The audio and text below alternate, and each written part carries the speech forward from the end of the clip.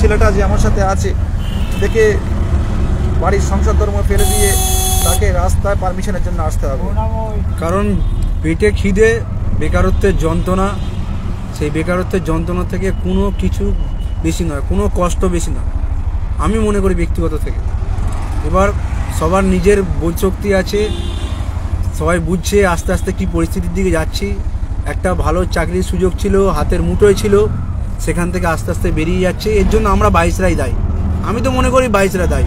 কারণ সবাই বলে যাব যাব যাব, করবো, থাকবো, লড়বো, কিন্তু কার্যক্ষেত্রে কাউকে পাওয়া যায় না। এটাই আমাদের 22-এর সবচেয়ে চরম ব্যর্থতা।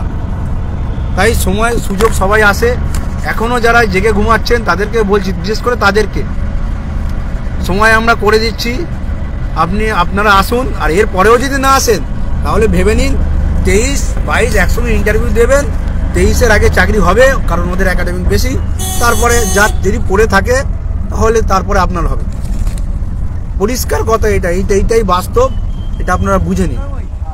কাউকে মিথ্যে আশ্বাস দেওয়া আমাদের ধর্ম নয়, আর আমি কাউকে মিথ্যে আশ্বাস কোনোদিন দিই না। পরিষ্কার কথা বলছি। আপনারা যারা বাড়িতে আছেন, শীত ঘুম দিচ্ছেন, তাদের উদ্দেশ্যে বলছি।